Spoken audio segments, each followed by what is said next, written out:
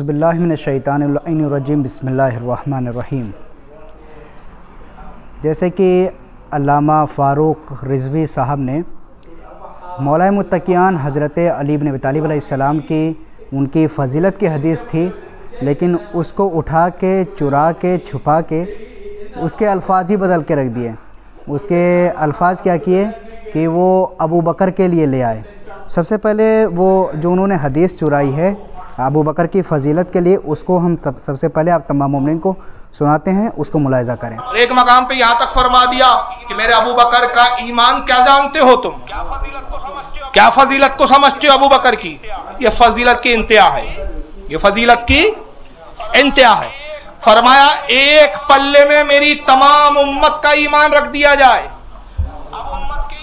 अब उम्मत के ईमान में सहाबा का भी ईमान आ गया, औलिया का भी ईमान आ गया, कुतुब अब्दाल गौस सबका ईमान, कयामत तक के सारे मोमिनीन का ईमान एक पल्ले में रख दो और तराजू के दूसरे पल्ले में मेरे तन्हा अबू बकर का ईमान रख दो। खुदा की कसम अबू बकर का ईमान सब पर वज़नी और भारी है। सबसे पहले हम आप तमाम मोमिनीन की खिदमत में पेश करते चलें, ये हदीस जो है वो मौलाए मुत्तक़ियान हज़रत अली इब्न अबी तालिब अलैहिस्सलाम की फ़जीलत के लिए है। और ये कब इनसे अल्लामा फ़ारूक रिज़वी साहब जो कि हैं, इनसे ये मेरा सवाल है, ये कब रसूल खुदा सल्लल्लाहु अलैहि वसल्लम ने कब अबू बकर के बारे में ये इरशाद फरमाया? अगर आपको नहीं पता है तो हम आपको बताते हैं कि ये मौलाए मुत्तक़ियान हज़रत अली इब्न अबी तालिब अलैहिस्सलाम की फ़जीलत के लिए हदीस है। कब आपने फरमाया वो भी बताते हैं कि जब जंग खंदक हो रही थी, अरब का मशहूर और मारूफ पहलवान जो कि अम्र बिन अब्दवत था, ये मुकाबले में आया। इसने ललकारा, किसको ललकारा? कहने लगा या रसूल अल्लाह, क्या कोई है आपके खैमे में जो मेरे मुकाबले में आए? यानी नबी की आवाज़ के ऊपर उसने अपनी आवाज़ को बुलंद किया। जब बुलंद किया तो सारे के सारे मुसलमान डर गए, खामोश हो गए। तो नबी ने एक जुमला फरमाया कि मन लिहाज़ल क़ल्ब, कौन है जो इस कुत्ते के मुकाबले में जाए? नबी ने ये जुमला फरमाया। लेकिन सारे के सारे मुसलमान, वहाँ के ऊपर अबू बकर भी मौजूद थे, लेकिन सारे के सारे मुसलमान दबे कुचे वहीं के ऊपर डर की वजह से, खौफ की वजह से बैठे रहे। लेकिन मौलाए मुत्तक़ियान हज़रत अली इब्न अबी तालिब अलैहिस्सलाम क्या अम्र बिन अब्दवत के मुकाबले में नहीं गए थे? आप तमाम मोमिनीन जानते हैं, तारीख़ पढ़ के देखें कि जंगे खंदक का जो फ़तह का सेहरा था वो मौलाए मुत्तक़ियान हज़रत अली इब्न अबी तालिब अलैहिस्सलाम के सर पे बंधा हुआ था। तो मौलाए मुत्तक़ियान हज़रत अली इब्न अबी तालिब अलैहिस्सलाम गए, जाके उसको जंग करने के बाद जब अली जा रहे थे मुकाबले के लिए, तो नबी अकरम ने एक जुमला फरमाया कि क्या आज कुल्ले ईमान कुल्ले कुफ्र के मुकाबले में जा रहा है। आज कुल्ले ईमान कुल्ले कुफ्र के मुकाबले में जा रहा है।